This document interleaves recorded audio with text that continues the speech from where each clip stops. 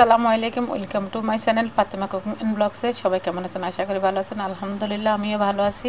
Fatema cooking and blogs থেকে আমি ফাতেমা নতুন আরেকটা রেসিপি নিয়ে হাজির হয়ে গেলাম আপনাদের মাঝে। আর এই তো যেহেতু রমজান, তো এখানে আজকে রমজান স্পেশাল একটা বেগুনের চপ বেগুন চপ বানাবো, সেটাই আপনাদের সাথে দেখাবো।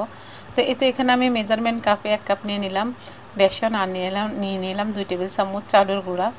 এই তো দেখে হয়তো বুঝতে পারতেছেন। আর এখানে দিয়ে দিলাম 1/2 টেবিল চামচ জিরা গুঁড়া দিয়ে দিলাম 1/2 টেবিল চামচ ধনিয়া গুঁড়ো দিয়ে দিব, স্বাদ মতন লবণ।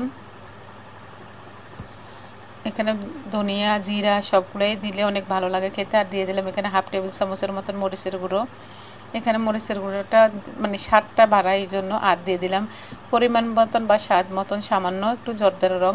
আর এখানে 1/2 টেবিল চামচ রসুন বাটা, 1/2 টেবিল চামচ আদা বাটা দিয়ে দিলাম। দিয়ে এই তো সবগুলো একসাথে মিশিয়ে নেব এখানে। আর এইভাবে যদি আপনারা সবগুলো মশলা দিয়ে মানে বেগুনিটা বানান বা কিংবা আলুর চপ বানান, যে কোনো চপ মানে বলতে আমার কাছে বেগুনি আর আলুর চপ খাওয়ার টেস্টটা কিন্তু অনেক ভালো মানে বাড়ায়। যেহেতু বড় বড় রেস্টুরেন্টগুলোতে দেখবেন যে মানে সবগুলো মশলা দিয়ে তারা খাওয়ার মানে বেগুনি আলুর চপ তাদের অনেক মজা হয়।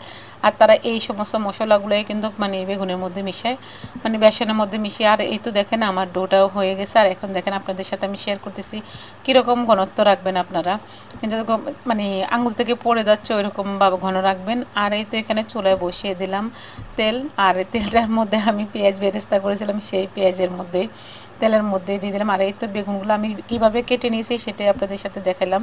বেগুনগুলো একদম পাতলা করে কেটে নিলাম। আর এই তো এখন বেগুনিগুলো দিয়ে দিব।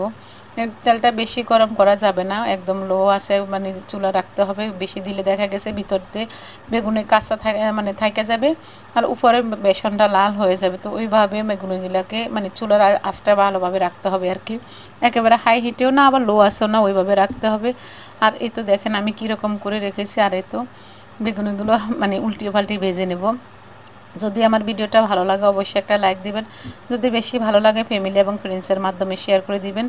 এই তো দেখেন মানে বেগুনগুলো একটু একটার সাথে একটা লেগে গেছে, তারপরেও আমি সুন্দর করে ভেজে নিচ্ছি। আর এই তো দেখেন মানে খুলে গিয়েছে একটু, প্রথমে কাঁচা থাকে দেখা গেছে উল্টালে একটু এরকম হয়ে যায়। তো একটু সাবধানের সাথে উল্টাবেন। আর বেগুনগুলো এইভাবে বানায় দেখবেন খুবই মসমসে হয়। আর এই তো আমি সবগুলো বেগুনি ভেজে উঠে নিলাম। দেখেন কীরকম হয়েছে, একদম মসমসে হয়েছে বেগুনিগুলো। তো যদি আমার ভিডিওটা ভালো লাগে অবশ্যই একটা লাইক দেবেন। আজ এ পর্যন্ত, সবাই ভালো থাকেন। আল্লাহ হাফিজ, আসসালামু আলাইকুম।